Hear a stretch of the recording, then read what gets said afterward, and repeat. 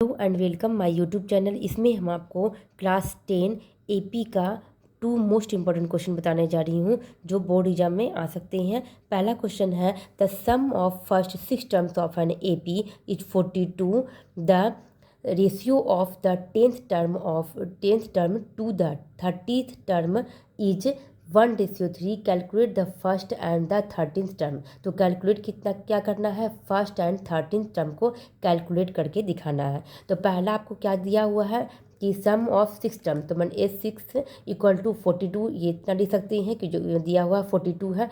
तो सम ऑफ मतलब A6 लिख सकते हैं। तो एस एन का फॉर्मूला क्या होता है, n/2 into 2a plus n-1 into d equal to ये तो वैल्यू दिया हुआ है। पहले हम फॉर्मूला आपका यहाँ पर लिख दिए हैं कि एस एन का फॉर्मूला क्या होता है सम का। तो यहाँ पर आपका दिया है एन का वैल्यू कितना है 6 दिया हुआ है और 2 तो फॉर्मूला से होता है 2a क्योंकि a आपको नहीं दिया हुआ है एंड एन का वैल्यू 6 दिया हुआ है 6 - 1 इंटू डी इक्वल टू 42।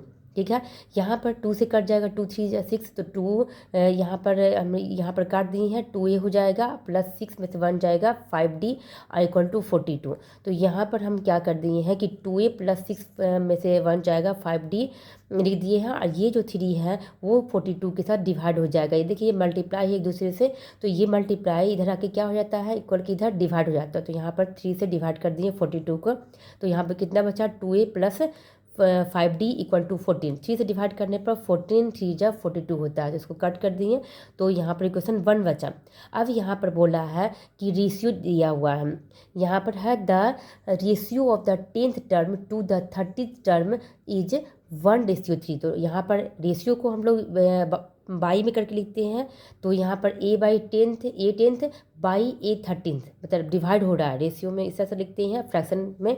तो और इसका वैल्यू कितना आ रहा है 1:3 मतलब 1/3।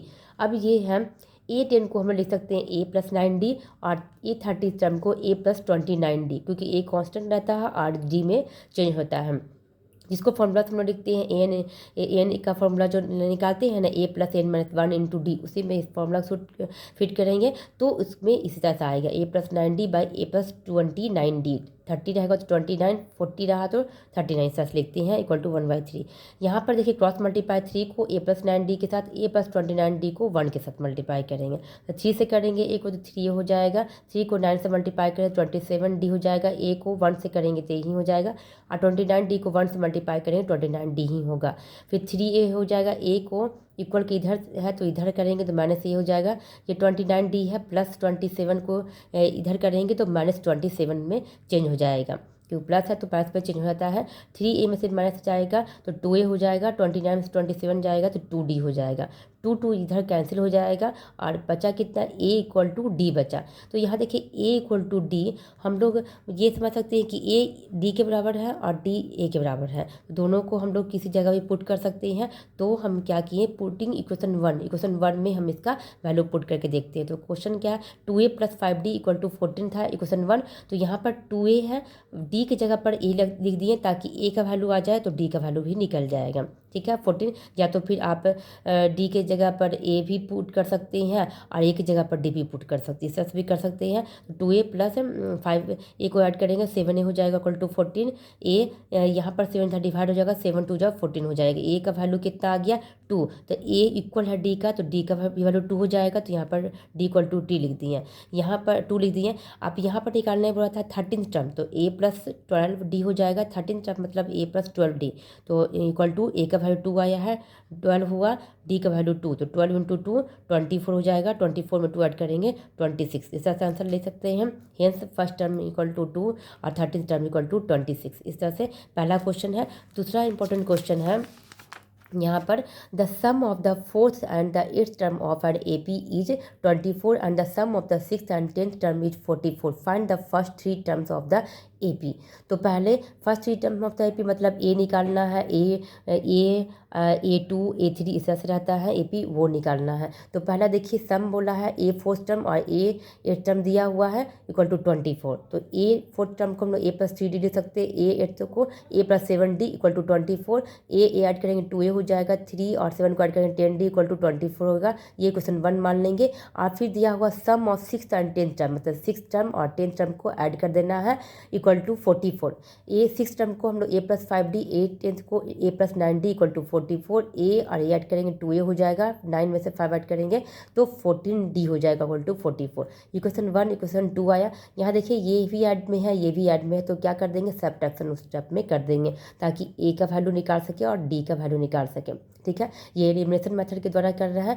तो यहाँ subtract equation 1 from equation 2, from मतलब कि 2 से 1 को माइनस करना है। तो पहले 2a + 14d इक्वल टू 44 लिखें, फिर इसके बाद 2a + 10d equal to 24। Minus का मतलब होता है ये दोनों क्या है प्लस में है तो माइनस साइन हो जाएगा, ये प्लस है तो माइनस में साइन हो जाएगा, प्लस है तो माइनस में साइन हो जाता है। इस साइन को चेंज कर देते हैं, माइनस में साइन चेंज हो जाता है।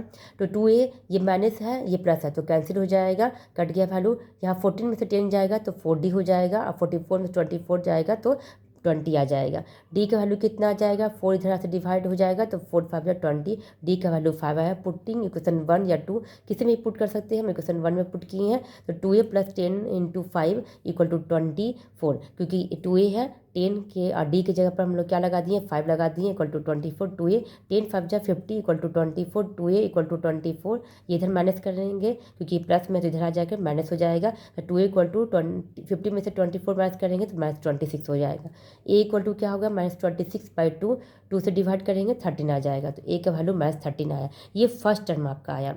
ठीक है, तो हम लोग सेकेंड टर्म कैसे निकालते हैं, a + t और थर्ड टर्म लिखते हैं a + 2d कि इस तरह से बढ़ते रहता है a + 3d a + 4d step से। तो हम पहले 13 टर्म निकल गया फर्स्ट टर्म ये, और a + t मतलब -13 और d का वैल्यू कितना है 5 तो इसको ऐड कर देंगे। a का वैल्यू -13, d का वैल्यू यहाँ पर 5 है, 2 से मल्टीप्लाई कर देंगे तो -13 है, 13 में से 5 जाएगा -8 हो जाएगा, -13 2 5 जा 10 हो जाएगा। तो यहाँ -13 - से 8 -13 में से 10 जाएगा तो -3। इस तरह से 3AP निकालना था, 3 टर्म ऑफ द AP निकालना था। आपको मेरी वीडियो अच्छी लगी तो please subscribe, like and share. Thank you.